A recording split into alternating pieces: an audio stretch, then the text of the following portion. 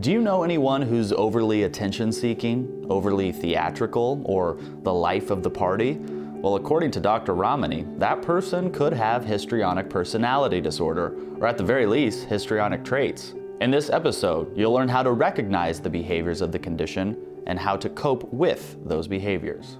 On the break, I said, this feels a lot like borderline personality disorder. Very different. And it's very different. Very different. So for a lot of our viewers have watched our series on borderline personality disorder.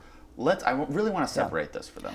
Remember, borderline personality disorder, the dysregulated emotion, the emotions that shift rapidly, the real inner sense of torment. There is such a subjective sense of discomfort, the sense that they're going to be abandoned, and that's accompanied by a feeling of panic. We're talking about borderline personality disorder. Right, that's yes. borderline. Yes, okay. Okay, now where it can get confusing is that you might have an individual with borderline personality disorder who, in devaluing themselves so much and wanting so much to get into a relationship, they will be very sort of seductive and attention-seeking in their presentation, right? And they were hoping in that, looking like that, being like that, somebody won't leave them. So their motivation is not attention. It's to create this really all-encompassing union with somebody who won't leave them. Yes. And there's this chronic sense of panic. A person with histrionic personality disorder is not experiencing that torment, that panic, that fear of abandonment. They would be very uncomfortable if they were alone. People with histrionic personality disorder need an audience. People with borderline personality disorder need a partner. Yes. I got it when on the break when you said, Kyle, if you weren't giving me attention, I'll just go over here and get it from somebody else. I would, yes, I don't yes. have to As yours, from you. yes, For yes. histrionic personality. For histrionic personality, like I said, that's the idea of an audience. I don't care who's in the audience as long as all eyes are on me. There may be someone in that audience I like a little better, but there's probably a few of them. For the person with borderline personality, they very much cathect, or they really get focused on that one person, their person. And it's like a mother. Right? So and that's a lot of what we look at the earlier theoretical writings on borderline personality. It's about that there's something very interrupted in that early attachment of some kind. Histrionic personality likely has some of that attachment issue, but it's not with the depth and the torment. This is where, to me, borderline personality disorder clinically, it's such an important to understand disorder or pattern because of how much torment the person's experiencing. They're in a lot of inner pain. Right. I think a person with histrionic personality can get hurt if people are pushed back on it or are rejecting of them, but it won't be that, literally suicidal pain that a person has.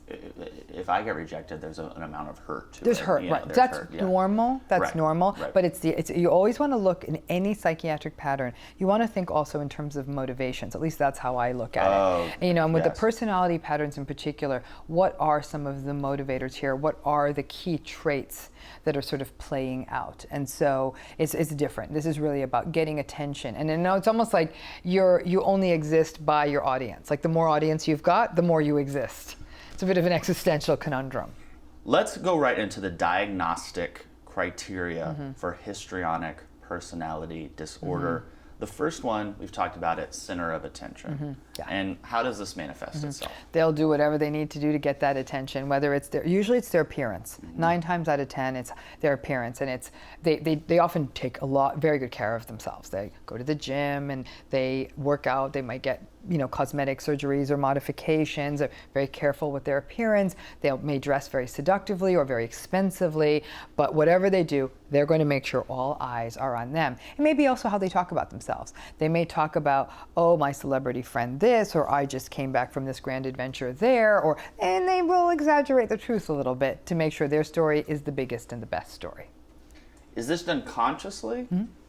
Yeah, they want to make sure they're getting attention. So if just the way they're dressed isn't working, then they're definitely going to tell the story in a way that they keep ensuring the eyes are on them.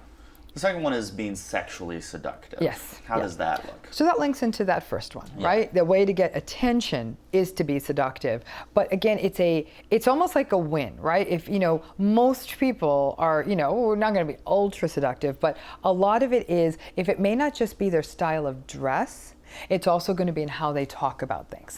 That they're going to be, almost talk about things that are moderately inappropriate, talk about sexual things, be very sort of, flirty in how they talk. That's definitely going to get you attention, and they're sort of equal opportunity flirters. They'll flirt with men, women, regardless of their sexual orientation. So, and then that way they really can own a room and get a lot of attention for that. So yeah, they're very, and it is, I would say, of all of the disorders we will ever hear about in MedCircle, the most seductive.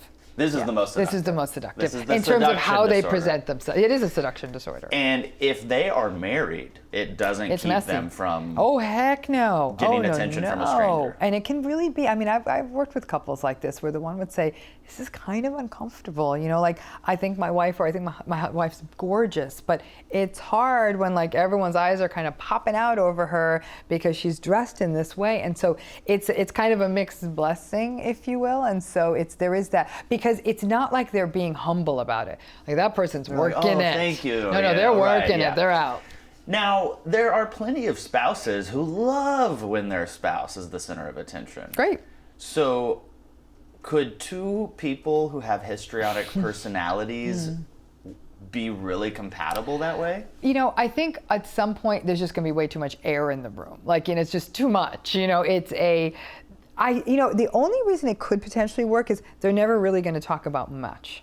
It's going to really be kind of, and maybe neither one will be bothered by the superficiality of it all. Right. But I will tell you this, in no couple is it ever going to be even, and the day one person's getting more attention than the other, all hell's going to break loose. So because it's never, and this is where, like, for example, if you have two stars in a relationship, if one person's star is going up and the other one's not getting so many of the A-list gigs, that's going to cause friction. That's an example of what happens when two histrionic individuals get into a relationship.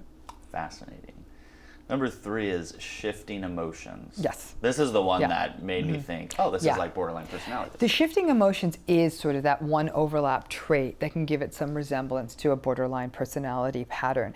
By shifting emotions, because their emotion is so shallow, it can quickly go to meet whatever is happening in the room. An example I've used, and maybe a lot of our viewers won't get this because they don't live in Los Angeles, the weather in Los Angeles is histrionic. We'll have a hot day, it'll still get cool at night. Because the way our weather is, it just doesn't hold it. It lacks depth because there's no humidity. It's like they don't have humidity. They will be with a friend who's kind of having a tough day. And they're able to be there and nod wisely. God, that sounds so hard. Yeah, I'm so sorry. And they'll be a little pouty. But then someone comes in the room whose attention they may like more, who's cheerful, and they'll pop right into cheerful. So they'll be, Kyle, I'm so sorry. Hey, how what? And that's not normal. That's the shift. It's the shift in response. Whereas in a person with borderline personality, that shift is happening internally. There's nothing in the environment. You're like, why did that just happen? But for a person with histrionic personality, that shift is often in response to the external stimuli and demands in their environment. We've talked about the next one a lot, physical appearance. They look good physically. They look good. They do. But the thing is, they invest so much time. Like, these are the people who are going to the gym because this is how they get attention. And even at the gym, they go to the gym in full hair and makeup. They spend more on their workout clothes than I think that I once upon a time did on a wedding dress. Right. I mean, like, it's like the $500 exercise ensemble, and they look fantastic at the gym. Everyone is staring at them, and it's like they're like a peacock on the treadmill, because I used to go to a really expensive gym, and because I'm basketball shorts and a t-shirt, right? And then I'm looking around, I go, I have to get it together if I'm gonna go here. So I have to go to a pre-gym. So I'm acceptable enough to go to the real gym. The Showtime gym. Very much physical appearance matters. And not only do they overvalue it in themselves, they overvalue it in other people. Ooh. Yeah. So go into more detail. So they may not want a friend that's kind of frumpy or not well put together. Like they'll be like, this is the person who will reject the bridesmaid for not being a size 8 or under. It's that, like, my wedding is going to look a certain way, so here's your diet, and I expect you to fit this dress, or maybe we'll So have you do a reading. Being a good person, is that important to them? In somebody else? No, No. not as much. It's more about status, physical appearance, what you can do for them. Yes. Okay. Yes. What about speech style? Speech style is interesting. It's what we call that the way we describe it diagnostically, it's highly impressionistic and it lacks detail. Okay? What that means is they say a lot of words, but they don't say anything. So, yeah, I'm sort of feeling this energetic movement. There's a rise in me. I'm just trying to do me and feel it out and find me, doing me, loving me. And you're like, what are you oh, talking about? Yeah. wow, what is that? Like, and so there is it's there's not a lot of there. And you'll see this in people sometimes who are oversubscribed to sort of certain like healing communities, and like there's just what are you trying to do, and they're not able to clearly articulate a goal, an outcome, a process. Like if you're trying to get something done, this is not the person you want on your team. Like they'll talk very ephemerally about stuff, but there's not. So it's superficial. Right? They cannot speak deeply because they do not really feel deeply. So it is this sort of, again, this style that's impressionistic. So I'm understanding it. The speech pattern of this vagueness. It's vagueness, exactly. Comes from the fact that they don't feel deeply. Yeah, they're not connected to that. There's because they're not clear on their motives. You've got to remember this with a person with most cluster B personality disorders, as we've talked about. Yeah, we need to redefine cluster B for them. So cluster B personality disorders are personality patterns that are characterized by dramatic, erratic, emotional behavior, and very few of those patterns do the people have any insight. They lack insight. And this means narcissistic, borderline, antisocial, and as we're talking about now, histrionic. But they're very unclear on their own motivations. They just don't know what they are. They're not even clear why they're doing what they're doing. Because what they're not able to do is say, hey, the only thing that matters to me is everyone thinks I'm the hottest chick in the room. And who's going to say that, right? Because even they have enough insight to know that's not what you're supposed to say. And they're not in touch with that motive. So when you're not in touch with your motivations, you're not actually able to speak or behave clearly. So if they were running a business, and you said, what's your goal for next year? I want to be the best cupcake store in Los Angeles. And they're like, how are you going to do that? We're posting on Instagram. We have a new chocolate cupcake. Yeah. Just. It's very they'll have these, and many times the kinds of businesses they're running are very much cupcakey, very superficially, like cosmetics and accessories. I'm not saying those aren't important things. I know they matter to the people who make them, but they are very, they're not trying to build carburetors. Right. Okay? So it's very much that kind of like showy sort of a business. And so what they'll be like, we're going to put it on Instagram, and maybe I can get that billboard, and I'm going to try a new recipe, or this is going to be pink. That's not a goal. So it's almost like when a child makes a lemonade stand. It can often have that sort of like childlike motivation to it, but it can get confusing if you're talking to them because you're like, what are they saying? I don't understand what their point is. And you might actually misinterpret it as being deep. Like, ooh, they're talking about all this energy and stuff, and you're like, Got it. Yeah, but instead you just really say, come out and say like, what are you saying? I'm so fascinated by the speech part of it. Yeah, I think it's because vague. it's probably a quicker way to. I mean, all these are really fast: center of attention, sexually seductive, shifting emotions, physical appearance, speech style. They're all surfacey already. All of these traits. Yep. Dramatic behaviors. Dramatic behavior. So this would be like these are people who wear capes and feathered boas. What's wrong with a cape and a feather boa? I don't think it's for one Trader Joe's. thing. There's a time and a place. So they definitely are very theatrical, and there's a lot of, you feel like you're in a Wagner opera. Like there's a lot of emotion, and what do you mean there aren't enough candles? We must have 82 on the cake. Yeah. There's a lot of this like operatic. Can you please turn everything she just did into a GIF? Internet, I need to see all of that as much as possible. So they're very dramatic. Very dramatic. It's like it's like performance art when they come to your house. Okay, so let me tell you this story. I do so many of these interviews. I've exhausted my wardrobe. Okay, like I don't have enough clothes to do You and me these both. interviews. So I go and I'm looking online.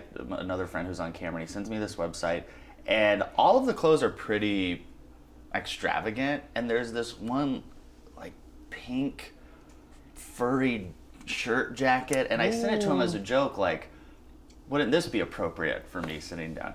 And he goes, oh yeah, you should get that. I go, no, there's no way I could wear that. That's histrionic clothing. That's histrionic. But there's a part of me though that would, like, not for this, but if a friend was having a birthday, I'm like, I'm gonna wear That's this fun. pink jacket. Okay, but see, then the pink jacket, but if you expected people to attend, like, let's say it wasn't a pink jacket party.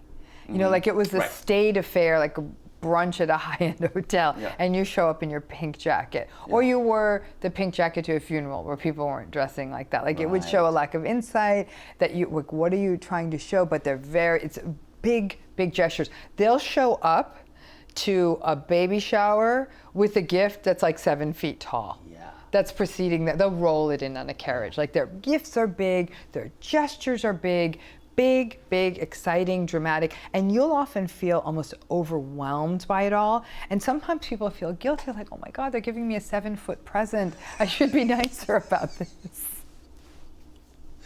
Okay, and everyone, sometimes I just have to laugh, okay? It's a lot of mental health to take in every week. It's because I'm laughing because I know these people. Right. I know We all this. do. I know. We all I'm literally do. thinking of this one woman. I go, I didn't Yeah. know before, but now I know. We all do, and yeah, when we talk about how to manage it, I do have, it's a very compassionate take on Good. it. You know, Good. Suggestibility. Yeah. So, I mean, these are the people who go in for the sucker bet every single time. It's very easy to convince them of magical things. In this way, they're dangerously vulnerable to things like cults or organizations that are trying to recruit members that almost like have a pyramid scheme feel to them. They'll buy whatever you're selling. They could be drawn into sort of fringe religious communities, that kind of thing. They're very, again, there's an innocence to them. You mentioned timeshares. Timeshares, any kind of a bad investment. Multi-level. Oh, heck yeah. Histrionic people fall for that in a second. Like, you're going to get to go on a cruise with all of your other cosmetic selling friends. Yeah. You know, it's culty. They're drawn to that kind of stuff, and because they're suggestible, just like a child would be. And think about it, a child is still learning their emotional depth. That's why we can trick them into Santa Claus and tooth fairies and all of those fantasies. They're still impressionable. As they get a greater capacity for critical thinking, the child tends to reject that on their own.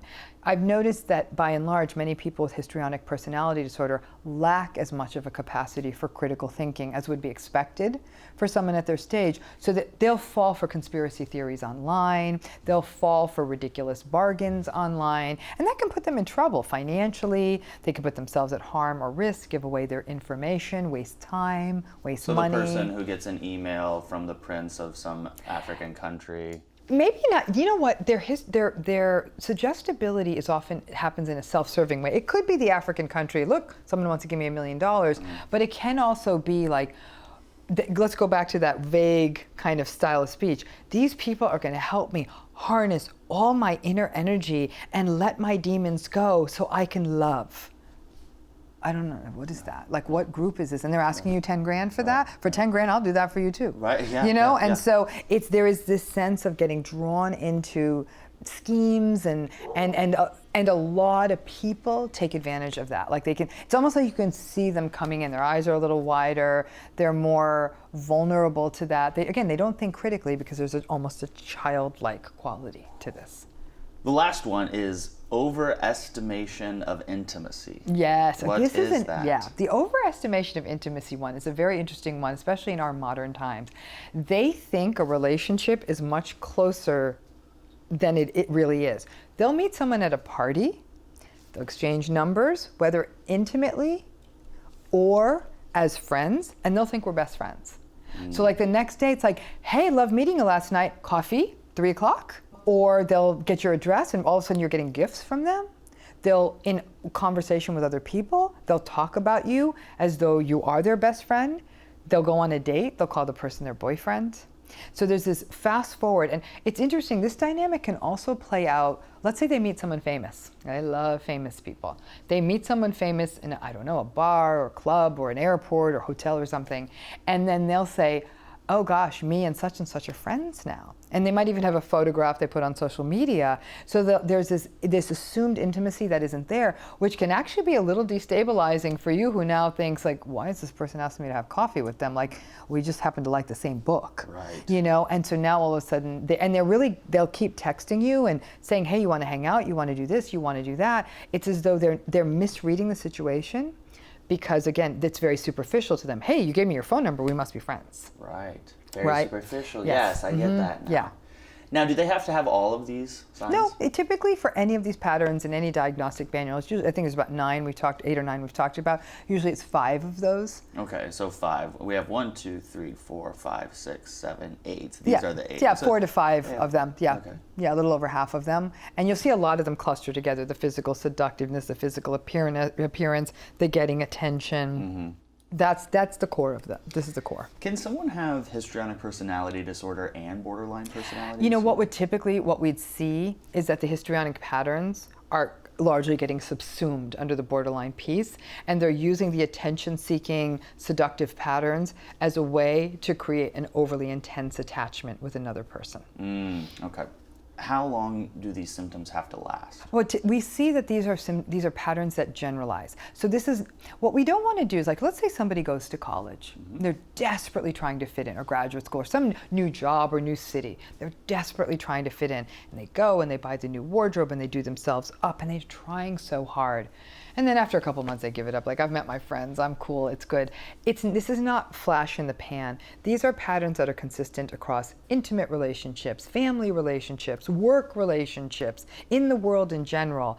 And it characterizes much of their adult life.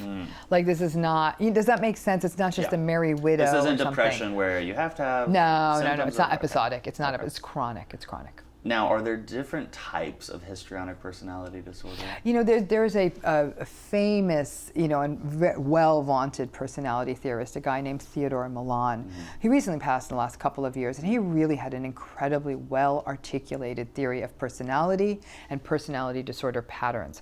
For most of them, whether it be borderline or histrionic, he would identify sort of sub-patterns, because we use this word broadly, but these patterns exist on a continuum from relatively benign to quite severe, and they can manifest in different ways. So, for example, one form that I believe that this might be in Theodore Milan's taxonomy is this idea of the appeasing histrionic individual. So the appeasing histrionic individual will do anything to make sure everyone around them is happy and taken care of. And they are very solicitous, but it's almost like they look like the rescuer. Like this, they're the leader of the tribe, and and they almost are a little bit anxious about all of that. So there are different, there's also more of the vivacious histrionic. That's more of our classical histrionic. That's the life of the party and give me all the attention, and here I am and looking fabulous, and I am fabulous. So he identifies those subtypes. And I think that's a wise distinction. What we see, though, is the way those subtypes line up, they actually then explain a lot of the overlap with the other personality patterns. For example, the more appeasing histrionic style looks like a different personality style that we call dependent personality style. The vivacious histrionic looks like a classical histrionic. And then I think he even talks about more of like I don't remember how he termed it, almost like a sullen or a kind of a histrionic. And these are people who get really brooding and resentful when they're not getting all the attention they want. That feels a little bit more like a borderline pattern. So you see now how this sort of, this blob called histrionic gets cut up into different pieces of pie that might overlap with other patterns. And these things are very heterogeneous, they're very nuanced, because human beings are. When will these symptoms start to display? Here's where it gets tricky with histrionic.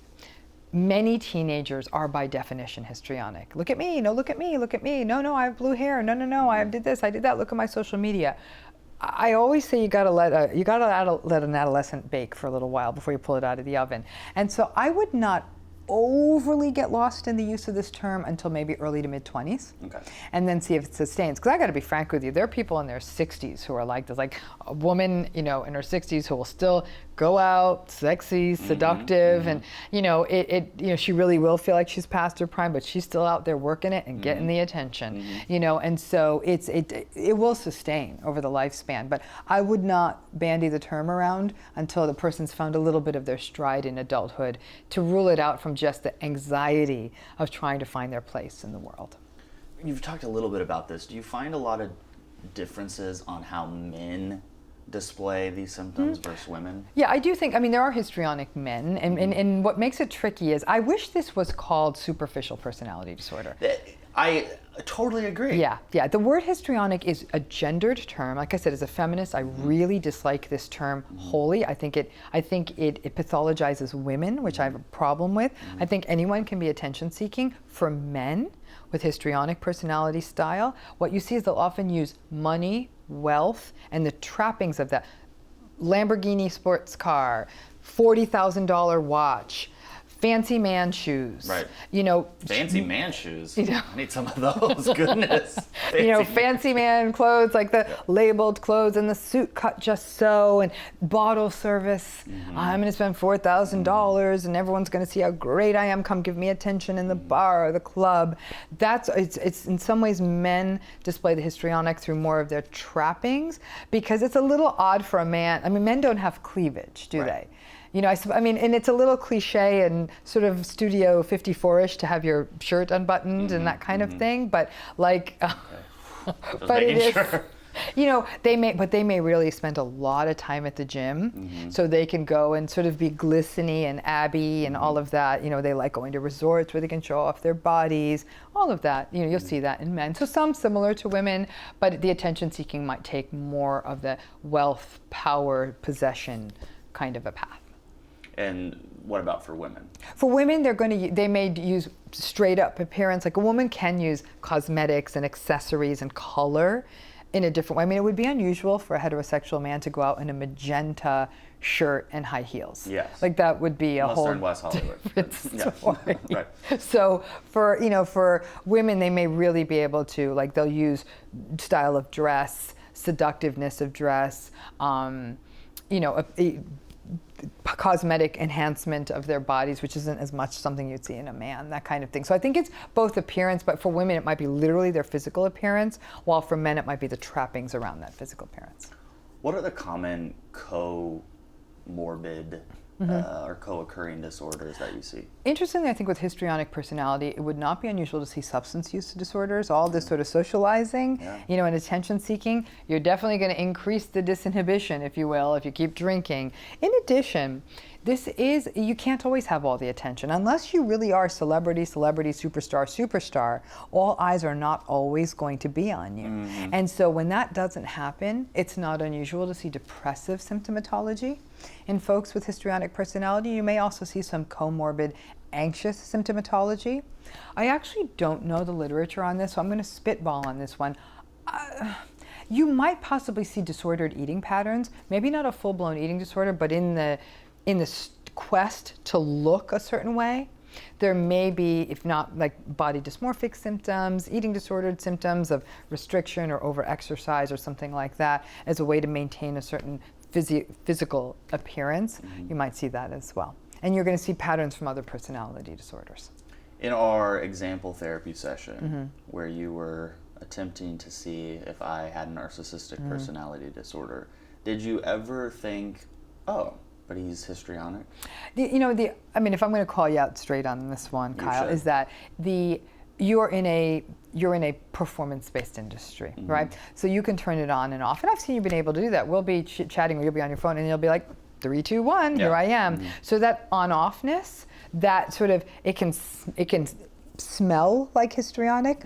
Over the past many months, you and I have gotten to know each other. Yes. You see what I'm saying? So I would not, if all I had done was judge you on the first 30 minutes I met you when you were in and out of a shoot, okay, I might be like, what's his story? And you're in the media, okay, 2 strikes. But then I got to know you, and we've gotten to know each other quite well. I know the depth of your inner world. I know the stuff that you're about. So no. But that superficial kind of like la la la la, that can really make people think that. And it's like the Glee Club people. Yeah. You gotta kind of talk to them and make sure. 'Cause, I have kids who are in the choir, and they are whatever the opposite of histrionic is my kids, but they were in that world, and they would always sort of look shocked at the other Glee Club-esque people. So I do remember that. So I do think that you can be. I've been working in the media for a long time too. I've even met people who do the kind of stuff I do they can be like da da da da and jazz handsy, like sort of jazz hands therapists. And it really is, but then you get to know the person and you realize like they're able to sort of hold a room, but they are also able to be present with you and keep out the distractions, and they don't care that they're no longer the center of attention. It's the center of attention Important piece. to note that. In our next episode, Dr. Ramani is going to explain how to make sure that you get the right diagnosis, because you don't want to be treated for something that you don't have. That and more as we continue this fascinating discussion on histrionic personality disorder.